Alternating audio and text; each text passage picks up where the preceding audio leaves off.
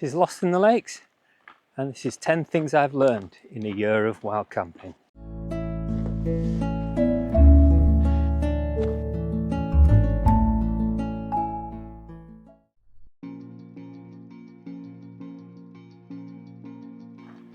Number 1, try your tent out before you use it. Now, quite a few shops, especially if you're in an outdoor shop, they do let you open the tent out, and I think Go Outdoors have quite a lot on display, so you get an idea of what they look like, and also YouTube. Also, you get to know how you put the tent together, so when you get up to camp and it's starting to get dark, you know what to do.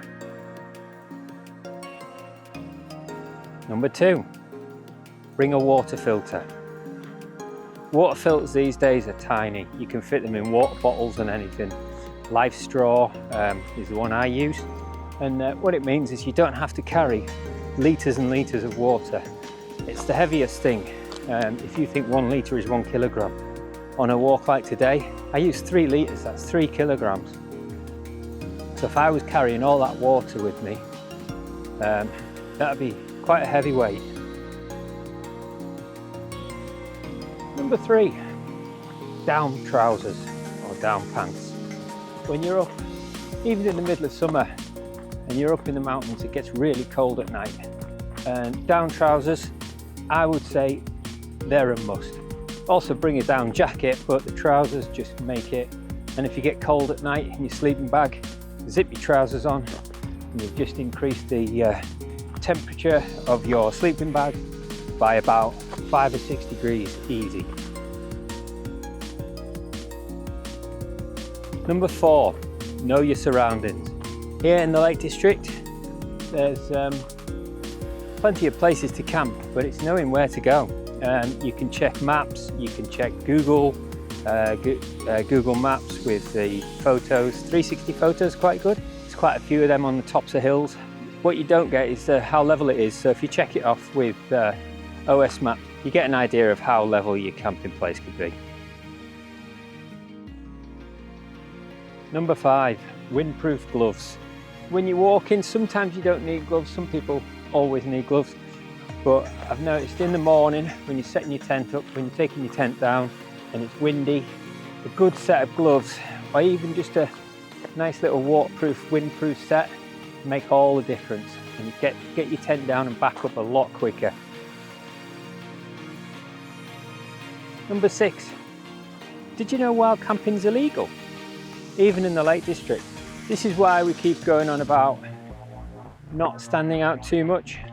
It's tolerated in the Lake District and other areas of the UK, but it actually is illegal. So keeping a low profile, camping up above the last wall, having a tent that doesn't stand out, and also keeping off the path as well, so you don't bother other people and people don't bother you. Number 7, bring extra pegs. So when you're camping, when you buy a tent, you get enough pegs just to peg the thing out. You can probably see in some windy wild camps that I'm doing, I put more pegs in, a thing called double pegging. And also, if you do lose any, you've got spare.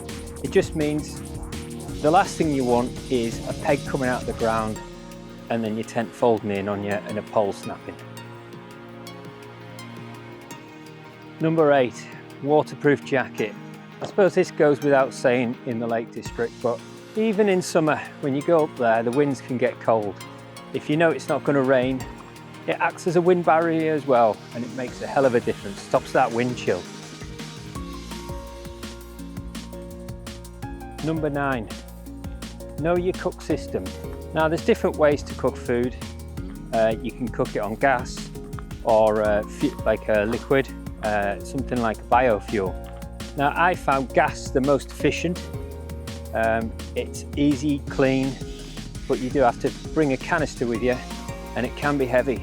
If you're cooking with meths or something like that, have a meth stove, the amount of fuel that you can carry is a lot more per gram or kilogram. You don't need to keep it stored in a metal container. and just keep it in a little bottle. The only difference is gas is a bit more convenient. Number 10, have a backup plan. When I'm walking in the lakes, I'm always looking for camping places, and so when you go out, you want to have a look as you're walking up the fell.